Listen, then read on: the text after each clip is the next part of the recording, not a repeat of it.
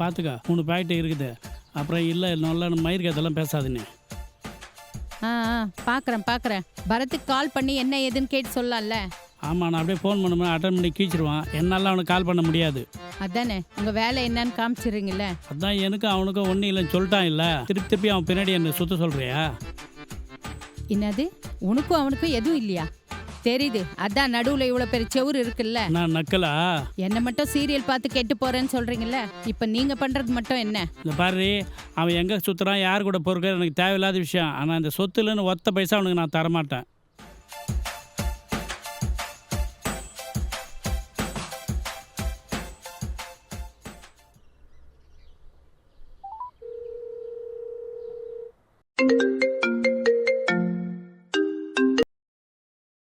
Hello சொல்லுங்கப்பா.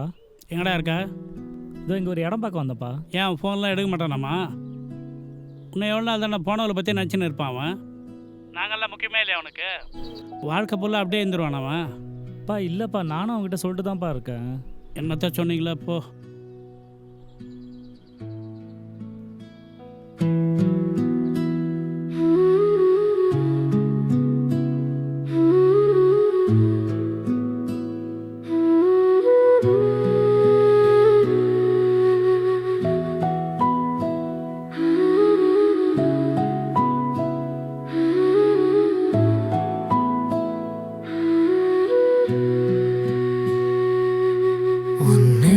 கூட வரும் வழி மௌனமாய் நான் நடந்தேன். இயற்கைதான் என் தோழி. பிரிந்த நாளின் வலி சுமந்து பாதை தேடி கிளம்பினேன். மலைகள் என்னை அணைத்தன, காற்று கூட அழுததே. நதியோரம் தனிமையில் உன் சிரிப்பை தேடினேன். அலைகள் சொல்லும் கதையிலே என் காதல் கரைந்ததே. நினைவு இருக்கும் வரை உன் பெயர் சுவாசமாய் உடைந்த என் கனவுகளை பச்சை நிலம் தாங்குதே. மழை விழுந்த காடுகளில் மனசு சுத்தமாகுதே. உன் நினைவுகள் விட்டு போக நட்சத்திரம் கேட்கிறேன்.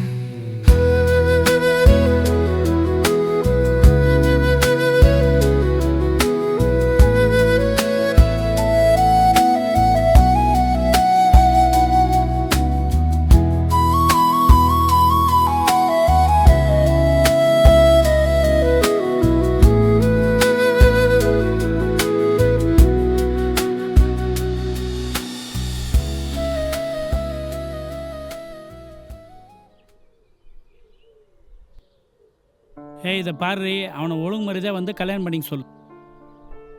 இல்லை நான் என்ன பண்ணுவேன்னு எனக்கே தெரியாது. என் ஃப்ரெண்டோட பொண்ணு ஒருத்தி இருக்கா, ரொம்ப நல்லா இருக்கா. இவனை போய் பார்க்க மட்டும் சொல்லு, மற்றதெல்லாம் நான் பார்த்துக்கிறேன். நான் சொன்னால் மட்டும் அப்படியே கேட்டுருவான். எதுக்கோ நான் சொல்லி பார்க்குறேன்.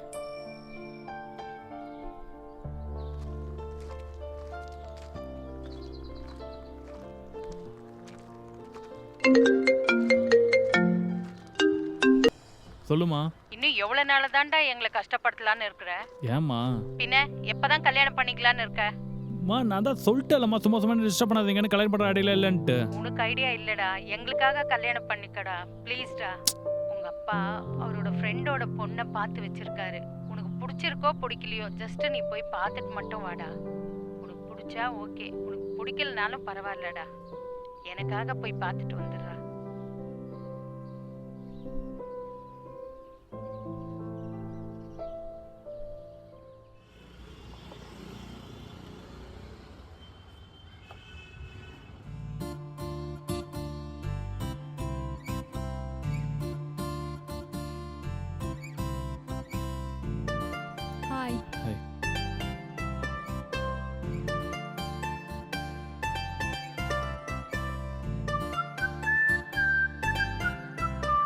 Hello sir.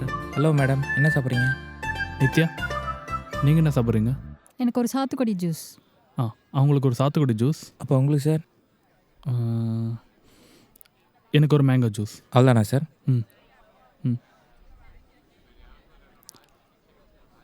அப்புறம் என்னை ஏன் உங்களுக்கு பிடிச்சிருக்கு? எனக்கு உங்களை பிடிக்கல இல்லைங்க, ஜஸ்ட்டு வீட்டில் ஃபோர்ஸ் பண்ணாங்க, அதான் ஜஸ்ட் பார்க்க வந்தேன். பிடிக்காம ஏன் பார்க்க வந்தீங்க?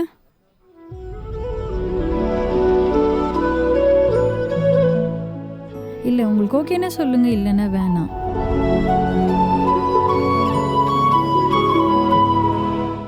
லவ்வா? யாரு?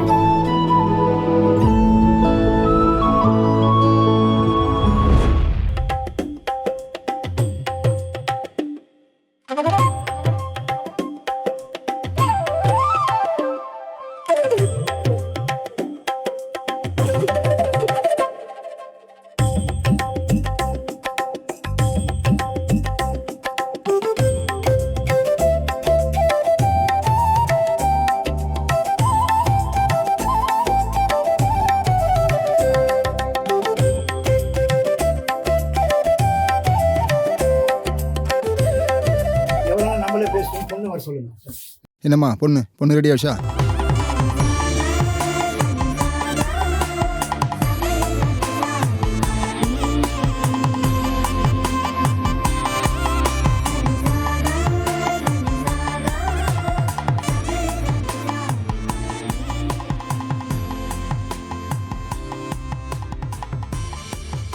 அப்புறம் தட்டை மாத்திக்கலாங்களா? பா, மாப்பிள்ளை கிட்ட எனக்கு கொஞ்சம் தனியா பேசணும். என்னம்மா காலம் மாறி போயிடுச்சு, எதுவும் தனியாக தான் பேசிக்கிறேன்.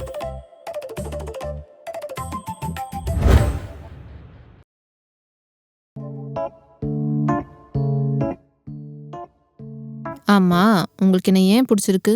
நான் பார்த்த பொண்ணுலையே நீங்கள் தான் செம்ம.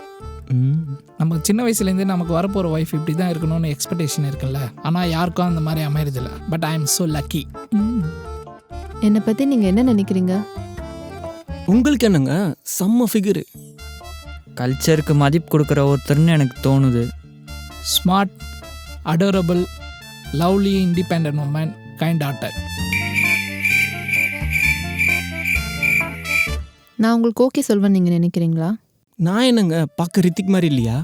நான் ரொம்ப ஜென்யூனாக இருக்கிறதுனால உங்களுக்கு பிடிக்கலாம். Why not Neha? நான் உங்ககிட்ட சில விஷயம் பேசணும்.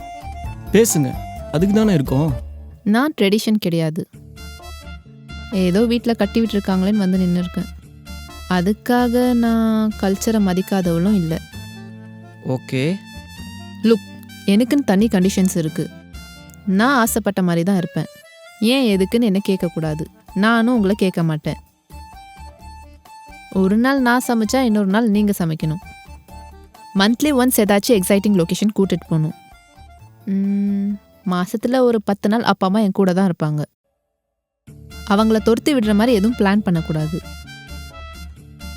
எங்கள் அப்பா அம்மாவுக்கு நீங்கள் எப்படி மரியாதை கொடுக்குறீங்களோ அதை பொறுத்து தான் உங்கள் அப்பா அம்மாவை மதிக்கிறதும் மதிக்காததும். Okay, fine.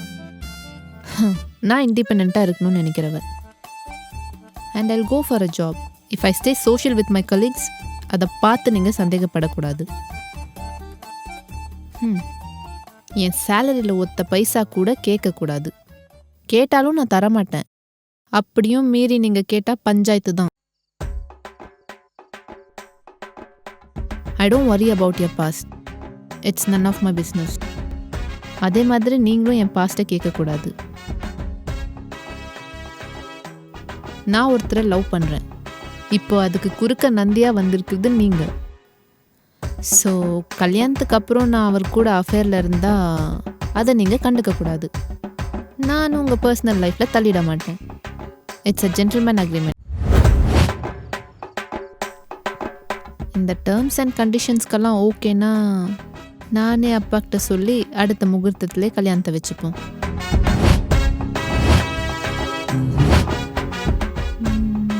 நீங்கள் ஏதாச்சும் சொல்லணும்னு ஆசைப்பட்றீங்களா?